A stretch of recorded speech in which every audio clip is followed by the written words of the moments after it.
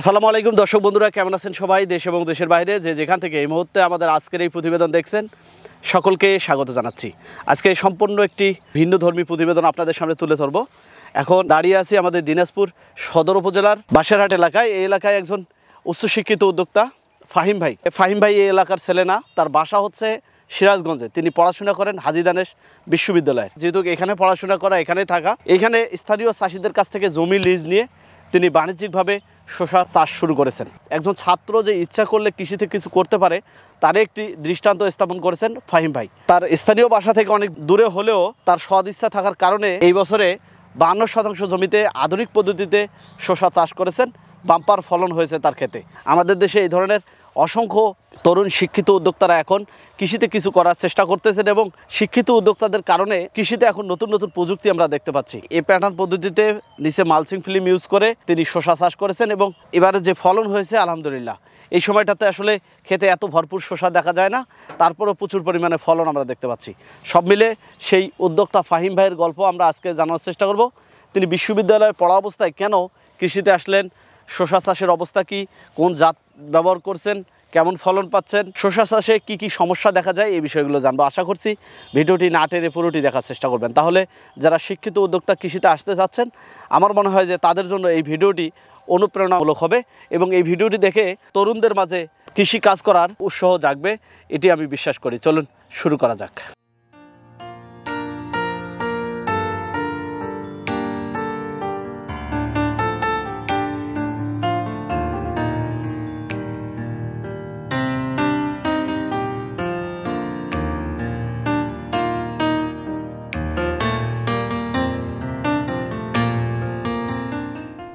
ফাহিম ভাই, আসসালামু আলাইকুম। ওয়ালাইকুম আসসালাম। কেমন আছেন? আলহামদুলিল্লাহ ভালো আছি। আপনি ভালো আছেন? আলহামদুলিল্লাহ। আপনার একটু শুরুতে পরিচয়টি জানতে চাবো, তার পরিবর্তিতে কৃষিতে কিভাবে উদ্যোক্তা হলেন সেটি জানবো। আমি ফাহিম হাসান, আমার বাসা সিরাজগঞ্জ। আমি পড়াশোনা করি হাজী দানেশ বিজ্ঞান ও প্রযুক্তি বিশ্ববিদ্যালয়, বিবিএ ইন ম্যানেজমেন্ট। আমি তৃতীয় বর্ষতে আছি, level 3 semester 2, third year second semester আর কি। আমি থাকি দিনাজপুর। আমি তো বিবিএতে পড়ি, তো অনেকে টিউশনি খোঁজে, আমি টিউশনি পাচ্ছিলাম না।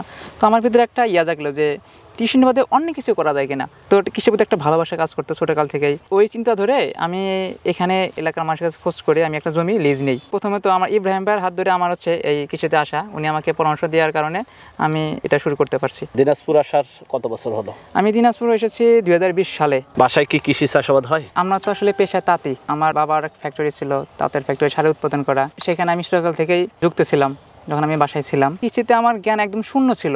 মানে আমি কিছুই জানতাম না। আমি 6 মাস আগেও কিছুই জানতাম না, একটা কোম্পানি ওষুধের নাম জানতাম না যে এটাতে কী হয়। বাসা থেকে আমাকে সাপোর্ট ভালো দিয়েছে, কারণ প্রথম পর্যায়ে তারা মনে করছে কৃষিতে কয় টাকা বিক্রি হবে, কেমন কী লাভ, এটা দেখে কিছু হবে নাকি। কিন্তু তারা এখন আমার যে প্রজেক্টটা দেখে এখন বলতেছে না এত ভালো ফলন দেয়, মানে তা আসলে জানতো না, আমি নিজেও জানতাম না। তো আমি যখন প্রথমবার এবছরে জুন মাসে করলাম, তখন তো আমি বুঝতে শুরু করলাম যে না, কৃষিতে ভালো কিছু করা সম্ভব। কৃষি চাষাবাদ করতে গেলে অনেক টাকার প্রয়োজন আছে, জমি লিজ নেওয়া থেকে শুরু করে চাষাবাদের অনেক ইনভেস্ট আছে। সেটা কিভাবে, অর্থটা কিভাবে আসলো? আমার সাথে আমার একটা বড় ভাই আছে, উনি আমার আপন বড় ভাই না, তো আমার কোনোভাবে পরিচিত হয়েছে ভার্সিটির মাধ্যমে। তো উনি আমাকে টাকাটা ইনভেস্ট করতেছে, আমি এখানে শুধু এক্সিবিট করতেছি। আচ্ছা, তার মানে পরিবার থেকে কোনো টাকা নেননি? না, আমি ফ্যামিলি থেকে কোনো টাকা নিইনি। তারা কি জানে যে এত সুন্দর ফলন ফলাচ্ছেন? তারা জানতো না যে এত বড় করে করছি। আমি ইদানিং বলেছি যে আমার এত একটা প্রজেক্ট করেছি।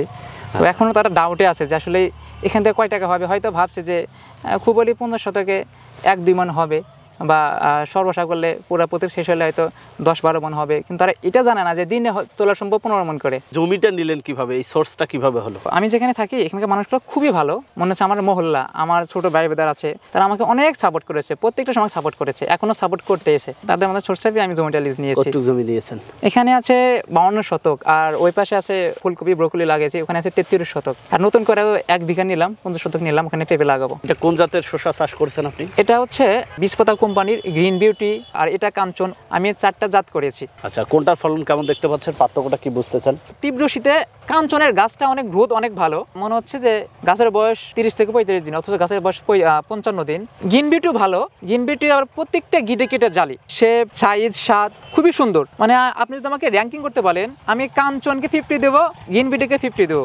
মানে দুই রকম একটা বৈশিষ্ট্য আছে। এই যে গ্রিন বিউটিটা অত্যন্ত সুন্দর, শেপ খুবই সুন্দর, এর সাইজটাও দেখেন, এটা খেতে খুবই সুস্বাদু। আর এর ভিতরে বীজ নাই বললেই চলে, আর এটা বাজারে চাহিদা প্রচুর। আমি যখন বাজারে নিয়ে গেলাম, তো এই যে আমার পাশে যে অন্যান্য কোম্পানির শশা নিয়ে আসছিল, তারা ডেকে ডেকে 30 টাকা বিক্রি করার চেষ্টা করতেছে, অথচ আমি ওই দিনে 35 টাকা কেজি বিক্রি করছি। আমি যদি দেখাই, বীজ নাই বললে চলে, দেখেন খুবই পুরু, আর এটা ওজনে অনেক ভারী হয়। ফাহিম ভাই কৃষিতে একবারে নতুন, কিন্তু ফলন দেখে মনে হচ্ছে না যে আপনি কৃষিতে নতুন। এই যে কাজটি করেছেন আপনি, এই কাজটি কিভাবে ঘটালেন, এবং অনেক কিছু হয়তো জানার ছিল, শেখার ছিল, এবং যে পদ্ধতি আপনি অবলম্বন করেছেন সেটিও কিন্তু অত্যন্ত আধুনিক করেছেন। এই বিষয়গুলো থেকে যদি কিছু। অনেক অভিজ্ঞ কৃষকও এতটা আসলে ভালো করতে পারে নাই। আমার এই প্রজেক্ট দেখে অনেকে অবাক যে এত দ্রুত আমি কিভাবে করলাম, আমি তো কিছু জানতাম না। তো অনেকে তো আমাকে অনেক পাগলা বলতো যে এই এত টাকা খরচ করতেছে, এ পারবে না, এ করবে সেই করতেছে, কি একটা দেয় মাছা দেয়, গাছকে উঠবে কিনা,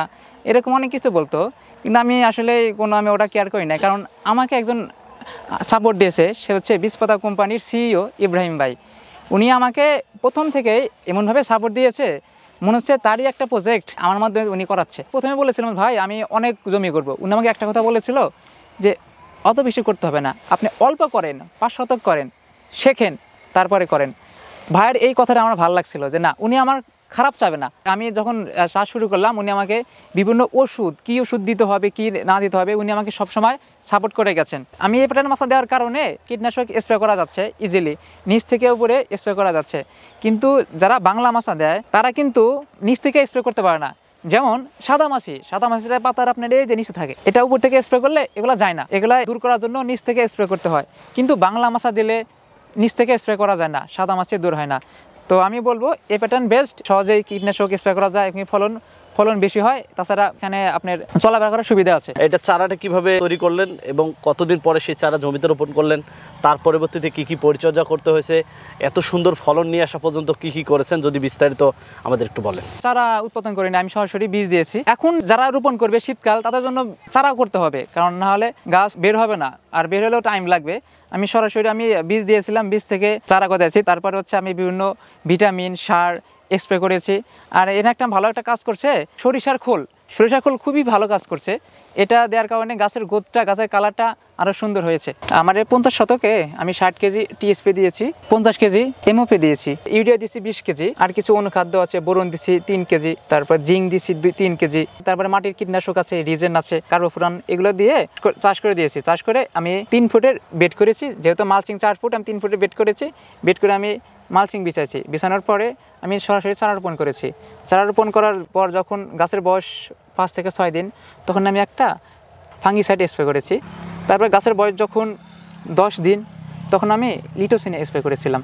লিটোসিন স্প্রে করার পর গাছের বয়স যখন 15 দিন, তখন আমি আবার কীটনাশক স্প্রে করেছি সাদা মাছি যেহেতু শশার জন্য খুবই মারাত্মক একটা পোকা, তো এদেরকে কন্ট্রোল না করলে আসলে গাছ টেকানো সম্ভব না।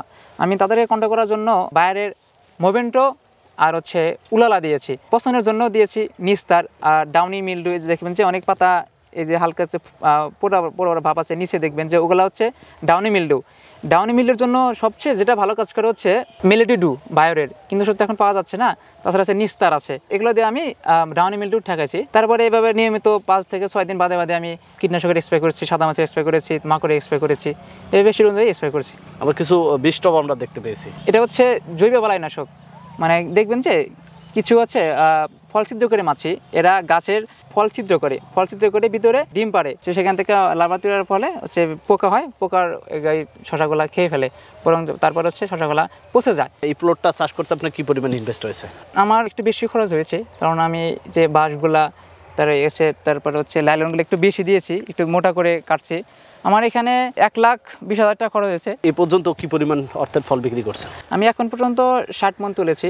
তো আমি আশাবাদী, আমার গাছের যে কন্ডিশন, গাছ এখনও 1 মাসের উপরে বাঁচবে, 1.5 মাস বাঁচবে। তো আমি মোটামুটি যদি না হয় আমি 250 মণ তুলব ইনশাল্লাহ। এই 50 শতক 52 শতকে 50 শতকে এই 60 মণ যে বিক্রি করছেন, বাজার দাম কেমন পেয়েছেন? বাজারটা একটু কম, বাজার 15 টাকা পেয়েছি, 20 টাকা পেয়েছি। তো মনে হচ্ছে সামনে বাজার একটু বাড়বে। 60 মণ যদি 20 টাকা বা 15 টাকা ধরা হয়, কি পরিমাণ তো এসেছে? 40,000 টাকার মতো। 40,000 টাকার মতো বিক্রি করছেন। বাজার একটু অনেক কম ছিল। আগামীতে যে ফলনটা পাবেন তাতে করে কি পরিমাণ অর্থের ফল বিক্রি করা যাবে?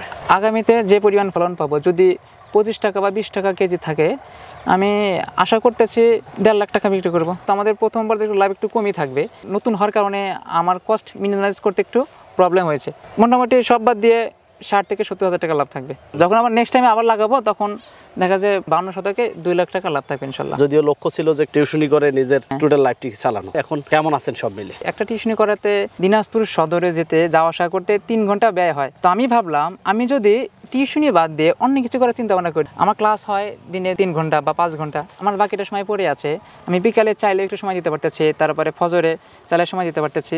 আমি টিউশনি করাইলে হয়তো আমি মাসে 4 থেকে 10,000 টাকা ইনকাম করতে পারতাম, কিন্তু আমি কৃষি সেক্টরে এসে আমি প্রতি মাসে 1 লাখ টাকা ইনকাম করতে পারবো ইনশাল্লাহ, আমি আশাবাদী, যদি আমি লেগে থাকি সৎভাবে। অনেক কোম্পানির বীজ ব্যবহার করে, চাষিরা আসলে ভালো বীজ না পাওয়ার কারণে ভালো ফলন পায় না। এই জায়গা থেকে চাষিদের উদ্দেশ্যে কি বলবেন? যে বেশি মার্কেটিং করতে পারে সে হচ্ছে ভালো কিছু করতে পারে, হোক সেটা খারাপ বা ভালো, মানে যারা হচ্ছে হকারের মতো বলতে পারে তাদের প্রোডাক্টটা হচ্ছে বেশি চলে। একটা সময় কিন্তু চাষি কিন্তু ঠিকই বুঝতে পারে যে কোনটা ভালো কোনটা খারাপ। কিছু কোম্পানির বীজ লাগাইছি, তো তারা তাদের প্রোডাক্টটা এমনভাবে প্রমোট করে মনে হচ্ছে তাদের প্রোডাক্ট সবচেয়ে ভালো সর্বসের্বা, কিন্তু আমি নিজে চাষ করে দেখি যে ফলাফল জিরো। আমার ওই গাছটা 10 দিন আগে মারা গেছে। বীজপাতা কোম্পানির বীজ আসলেই ভালো। অনেক শিক্ষিত তরুণরা আসলে এগুলো কাজ করতে চায় না, অনেকে আবার উৎসাহ জাগে, অনেকে করতে চায়, নিজের কর্মসংস্থান নিজেই তৈরি করতে চায়। সেক্ষেত্রে আপনি ছাত্র হিসাবে এ ধরনের অসংখ্য ছাত্র ভাই আছে, তাদের উদ্দেশ্যে কি বলতে চান? বা যারা কৃষকরা কৃষি চাষাবাদ করতেছে, এভাবে আধুনিক চাষাবাদ করে তারা তাদের ভাগ্যের পরিবর্তন ঘটাতে পারে কিনা, তাদের উদ্দেশ্যে কি বলবেন একটু যদি বলেন? অনেক স্টুডেন্টস তারা ভাবে যে কৃষিকাজ, তো এটাকে আসলে ছোট মনে করা যাবে না। কৃষিতে আসতে হলে অবশ্যই কৃষিকে ভালোবাসতে হবে। কৃষিকে না ভালোবাসতে পারলে এখানে এসে লাভ নেই, বরং লসের সম্ভাবনাই বেশি। বর্তমান যে অবস্থা, যেটা ম্যানুয়ালি পদ্ধতি যারা চাষ করে তারা আসলে পিছিয়ে পড়বে, আর যারা নতুন তরুণ উদ্যোক্তা শিক্ষিত তারা ভালো কিছু করবে। শিক্ষিত মানুষরাই ভালো প্ল্যানিং করতে পারবে। যদি ভালো প্ল্যানিং থাকে, অল্প জায়গা থেকেই সর্বোচ্চ ম্যাক্সিমাইজ করা যেতে পারে কৃষিতে। কৃষি এমন একটা সেক্টর, এখান থেকে সাকসেস হওয়া খুবই ইজি, কিন্তু ভালোবেসে করতে হবে। যদি ভালোবেসে করে অবশ্যই সাকসেস হবে। আগামীতে কৃষি নিয়ে কি করতে চান? আমি একটা কৃষি খামার তৈরি করতে চাই। আমার চিন্তা ভাবনা আছে যে এখানে আমার এক পুকুর থাকবে, তারপর হচ্ছে আপনার বিভিন্ন ফলের গাছ থাকবে। আমি দেখছি যে আমার এলাকার যেখানে থাকে আমি, এখানে কর্মসংস্থান খুবই কম। 20 বিঘা যদি জমি একটা প্রজেক্ট করি, এখানে এলাকার মানুষ কী করতে পারে, কাজ করতে পারবে, কাজ করার সুযোগ পাবে, তাদের জন্য অনেক ভালো হয়ে যাবে। তাছাড়া আমার চিন্তা ভাবনা আছে আমি কৃষিটাকে এমন পর্যায়ে নিয়ে যাব যাতে এখান থেকে মানুষ যারা আসলে আসবে শিখতে পারে।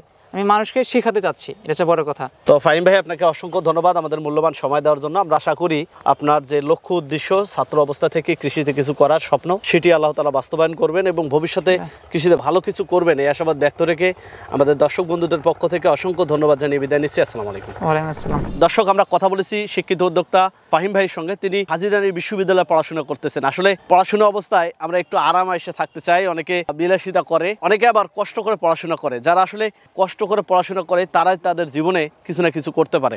এমন দৃষ্টান্তগুলো আমরা ইতিপূর্বে অনেকেই দেখেছি। তেমনই একজন উদ্যমী উদ্যোক্তা ফাহিম ভাই, তিনি তার ছাত্র অবস্থা থেকেই কৃষিতে কিছু করার লক্ষ্যে এই এলাকায় এসে জমি লিজ নিয়ে এখানে কৃষি চাষাবাদ করতেছেন এবং যে ফলনটা ফলিয়েছেন আসলে অবিশ্বাস্য। আমরা আশা করি তার এই কৃষি চাষাবাদ তার সামনের দিনটি সুগম করবে। দর্শক, আমরা জানার চেষ্টা করেছি শসা চাষের বিভিন্ন বিষয়। বিশেষ করে অনেকে এখন আধুনিক পদ্ধতিতে চাষ করতেছে এবং এখানে জাতটা সবচেয়ে বড় বিষয়। আপনারা যদি সঠিক জাত সিলেকশন করতে পারেন, এখান থেকে ভালো ফলন পাবেন, সেটি কিন্তু আমরা দেখার চেষ্টা করেছি। দর্শক, আপনাদের আশেপাশের সফলতার গল্পগুলো আমাদের জানিয়ে দিন। আমাদের সাফল্য কথা টিম চলে যাবে আপনাদের কাছে। ধন্যবাদ সবাইকে।